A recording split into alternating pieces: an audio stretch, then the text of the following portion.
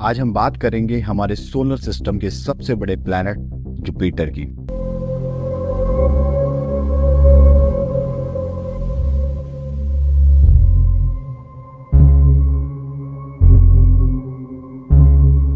जिसे हिंदी में बृहस्पति कहा जाता है। यह प्लैनेट न केवल साइंस के लिए इम्पोर्टेंट है, इनफैक्ट भारत की प्राचीन पौराणिक मान्यताओं में भी इसका स्पेशल स्थान है। चलिए जानते हैं क्या जुपिटर पे कभी ह्यूमंस रह पाएंगे या नहीं, अर्थात क्या ह्यूमंस के लिए ये प्लैनेट सर्वाइवल है या नहीं। तो आइए जानते हैं इसके बारे में कुछ इंटरेस्टिंग एंड स्पेशल बातें।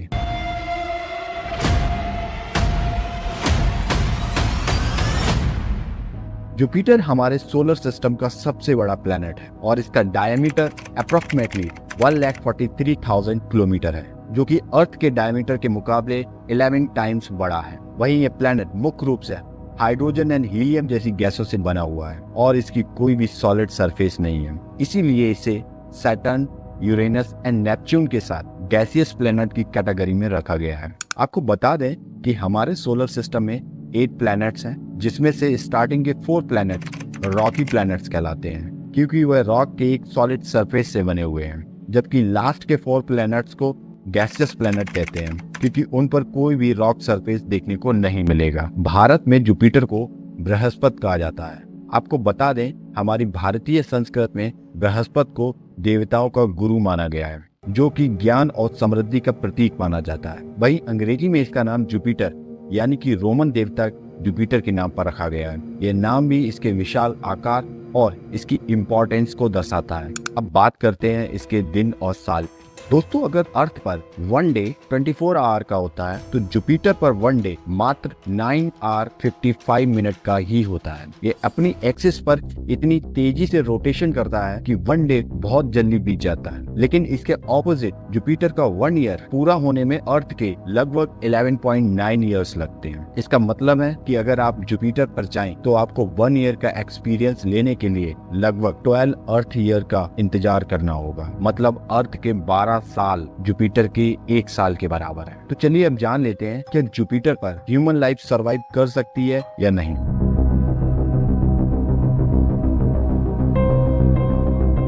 जुपिटर पर ह्यूमंस के रहने की संभावना लगभग ना के बराबर है और इसका मेन रीजन है इसका गैसियस स्ट्रक्चर, क्योंकि जुपिटर पर कोई भी सॉलिड सरफेस नहीं है जिस पर हम खड़े हो सकें। ये प्लेनेट हमेशा अमोनिया क्रिस्टल और संभवतः अमोनियम हाइड्रोसल्फाइड के क्लाउड से कवर्ड रहता है। साथ ही यहाँ का एटमॉस्फेयर एक्सट्रीमली टॉक्सिक है, जिसमें ऑक्सीजन की कमी है। इसके अलावा जुपिटर पर एक्सट्रीम प्रेशर एंड टेम्परेचर है। तो जैसे जैसे आप इसके अंदर की ओर जाएंगे, प्रेशर और टेम्परेचर बहुत ही तेजी से बढ़ने लगते हैं और ऐसे माहौल में ह्यूमन का सरवाइव करना पॉसिबल नहीं।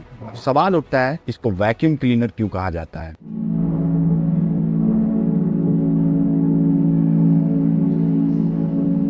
जुपिटर का ग्रेविटेशनल फोर्स इतना ज्यादा पावरफुल है कि इसे सोलर सिस्टम का वैक्यूम क्लीनर कहा जाता है। ये आउटर स्पेस से आने वाले मीटियोर्स एंड कॉमेट्स को अपनी ओर खींच लेता है और सोलर सिस्टम के अदर प्लैनेट्स स्पेशली अर्थ को इन खतरनाक हमलों से बचाता है। आपको जानकर हैरानी होगी, अगर जुपिटर का ये ग्रेविटेशनल फोर्स ना होता तो अर्थ पर बहुत सारे मीटियोर्स एंड कॉमेट्स टकराते और अर्थ पर जीवन का विकास शायद इतना आसान ना होता। तो आइए जुपिटर के एक और सीक्रेट को एक्सपोज करते हैं और वो सीक्रेट है ग्रेट रेड स्पॉट।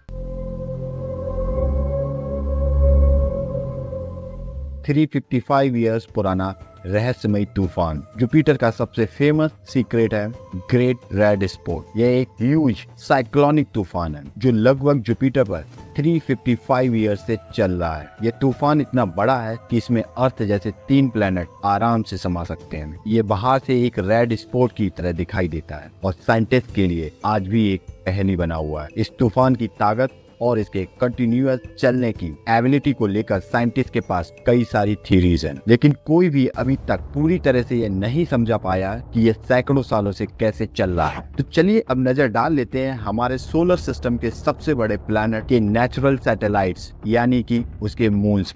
जुपिटर हमारे सोलर सिस्टम का सबसे बड़ा प्लैनेट है, ये तो हम सभी जानते हैं, और इसके मून्स की संख्या भी सबसे ज्यादा है, जो कि अब तक खोजे गए मून्स की संख्या 95 से भी अधिक है। लेकिन करंट टाइम में सैटर्न से कम है, क्योंकि सैटर्न के चारों तरफ 274 मून्स देखे गए हैं। बट जुपिटर के मून्स की बात करें, इसमें कुछ तो साइज के हिसाब से बहुत लार्ज हैं और कुछ स्मॉल एंड अनइवन साइज के हैं, यानी कि स्फेरिकल नहीं हैं। जुपिटर के सबसे फेमस मून में 4 बड़े मून शामिल, जिन्हें गैलीलियन मून कहा जाता है, जिसमें आइयो, यूरोपा, गैनामीड, कैलिस्टो शामिल है। वहीं गैनामीड जुपिटर का ही नहीं, इनफैक्ट हमारे सोलर सिस्टम का भी सबसे बड़ा मून है, जो सोलर सिस्टम के प्लैनेट मरकरी से भी बड़ा है। इनफैक्ट इसका अपना खुद का मैग्नेटिक फील्ड भी है। भले ही जुपिटर पर लाइफ पॉसिबल ना हो, लेकिन इसके कुछ मून्स पर लाइफ की पॉसिबिलिटी की खोज की जा रही है। यूरोपा, गैनामीड और कैलिस्टो जैसे मून्स बर्फीली सतह के नीचे लिक्विड वाटर के महासागर होने की संभावना रखते हैं। साइंटिस्ट का मानना है कि इन मून्स पर फ्यूचर में जीवन की तलाश के लिए रिसर्च की जा सकती है। तो दोस्तों, ये थी हमारे सोलर सिस्टम के सबसे बड़े प्लैनेट जुपिटर से रिलेटेड कुछ इंटरेस्टिंग फैक्ट्स और इस पर ह्यूमंस के रहने की पॉसिबिलिटीज पर हमारी डिस्कशन, क्योंकि जुपिटर सोलर सिस्टम के प्रोटेक्शन में एक इम्पॉर्टेंट रोल प्ले करता है और हमें यूनिवर्स के बारे में समझने में हेल्प करता है। अगर आपको ये इन्फॉर्मेशन पसंद आई हो तो वीडियो को लाइक एंड शेयर करना ना भूलें। साथ ही साथ हमारे चैनल को सब्सक्राइब करें। मिलते हैं एक न्यू वीडियो में एक न्यू टॉपिक के साथ।